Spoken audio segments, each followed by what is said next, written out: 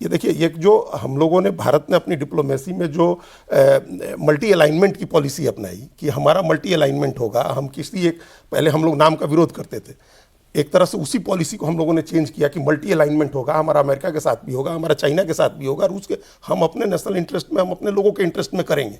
तो उस इंटरेस्ट से गाइडेड जब पॉलिसी होती है तो उसका लाभ मिलता है और सारे देश इसका सम्मान भी करते हैं कि आप अपने इंटरेस्ट से गाइड हो रहे हैं। आपने बड़ी अच्छी बात कही कि प्रेगमेटिक अप्रोच, अगर हम लाउड माउथ होकर जवाब देते, आपने उनकी दालों पे टैरिफ लगाया 30%, दुनिया में गाना नहीं गाया कि हमने ट्रम्प को जवाब दे दिया। हाँ, तो वो नहीं करना था। उनके 2 सेनेटर चिट्ठी लिख रहे हैं ट्रम्प को, तो मोदी से बात करिए। तो हम लोगों ने जो पॉलिसी बनाई, अच्छा अमेरिका में चीजें महंगी होने लगी, जब 50% टैरिफ हो गया तो हमारे यहाँ से जो चीज़ें जाती हैं वो अमेरिका में महंगी होने लगी।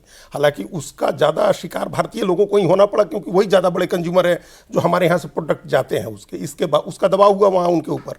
तो अब वो भी कह रहे हैं, अभी जब दावोस में उनके ऊपर दबाव बढ़ा, जब यूरोपीय यूनियन ने, जब उर्सुला वॉन डेर लेयन ने कहा कि हम मदर ऑफ ऑल डील्स करने जा रहे हैं, तो ट्रंप को सुनिए, ट्रंप ने क्या कहा।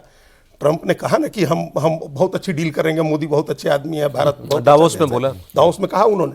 और दावोस में जो ट्रंप के साथ हुआ, अब आप सोचिए, हम लोगों ने कुछ नहीं किया, जो उनकी बेइज्जती उसने गुरुवार को यूरोपीय यूनियन ने की। उन्होंने जैसे, ये आई नहीं, चूंकि इसके वीडियो नहीं बन रहे थे, नहीं तो जो उन्होंने जब पहला ग्रीनलैंड की बात कही कि ग्रीनलैंड हम खरीद लेंगे या ग्रीनलैंड हमारा हो जाएगा, तो सामने बैठे हुए डेनमार्क के प्राइम मिनिस्टर ने अपने जैसे आप कागज लिए हुए तमाम कागज समेटे और उठकर खड़े हो गए और अपनी पीठ दिखाते हुए वहां से निकल गए। उसके बाद मैक्रो उठे, उसके बाद ओलफ शुल्ज उठे, उसके बाद तमाम अगली लाइन खड़ी हो गई, तो उठ के चले गए लोग। सर वो वही अंतर देखिए, जो कि कैसे जवाब देना है, और हर बात का जवाब देने की जरूरत नहीं होती। ट्रंप दिन में 2 बार प्रेस कॉन्फ्रेंस करते हैं, जरूरी नहीं कि आप दिन में 2 बार जवाब देंगे। 2 बार जवाब देंगे, ट्रैप में फंस जाएंगे। फ्रांस ने किया, फ्रांस का उनकी भी अति हो गई। फ्रांस ने उल्टा जवाब देना शुरू किया, यूके ने जवाब दिया। अभी देखें आप कनाडा वालों के साथ, अब कनाडा के प्रधानमंत्री को गवर्नर बुलाना शुरू कर दिया उन्होंने। अच्छा, कनाडा को समझ में आया कि मैं 70% एक्सपोर्ट इस कंट्री को करता हूं, मैं इतना डिपेंडेंट हूं और ये आदमी इतना अनरिलायबल है।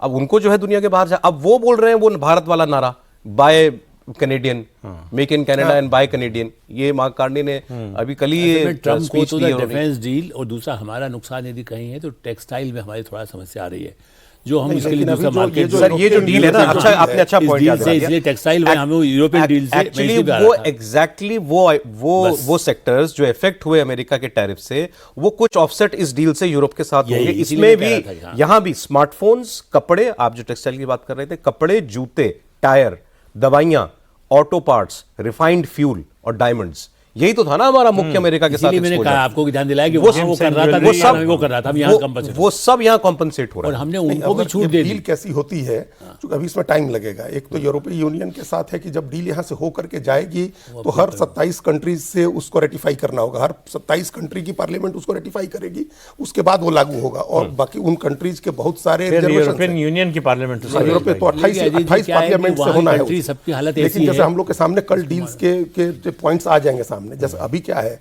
कि टेक्सटाइल जो पाकिस्तान और बांग्लादेश से जाता है, वियतनाम से जाता है, वो 0% टैरिफ पर जाता है, और हमारे यहाँ से जो जाता है यूरोपीय यूनियन पर, उस पर 11% टैक्स लगता है। अगर ये टैरिफ 0 हो जाता है, जो हमारे यहाँ से भी टेक्सटाइल जाता है पाकिस्तान, वियतनाम, इस डील में है बहुत सारा, तो हमारे लिए बहुत ही बड़ी फायदे की बात है। हमारे यहाँ से टॉयज जाते हैं, स्पोर्ट्स के सामान जाते हैं, हमारे यहाँ से मरीन प्रोडक्ट्स जाते हैं, लेकिन सब अगर टैक्स 0 होता है। फिर भी देखिए, अंग्रेजों की जो भारत के प्रति उनका जो रवैया रहा है, मतलब लुक डाउन अपॉन करना, हीन दृष्टि से देखना, ये शुरुआत से रहा है उन लोगों का हमारे साथ। भारत की ग्रोथ को कभी एक्नॉलेज नहीं किया गया। तो हमारी ट्रेजेक्टरी अब पिछले कम से कम इकोनॉमिक रिफॉर्म्स के बाद से लगातार भारत की ट्रेजेक्टरी, अब उस बात को 35-36 साल हो गए उस बात को, लेकिन कभी इसको एक्नॉलेज नहीं किया।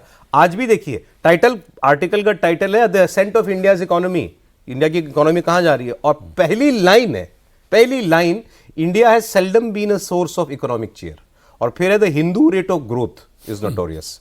Hindu rate of growth, Bharat के साथ हिंदू रेट ऑफ ग्रोथ जरूर जोड़ते हैं वो।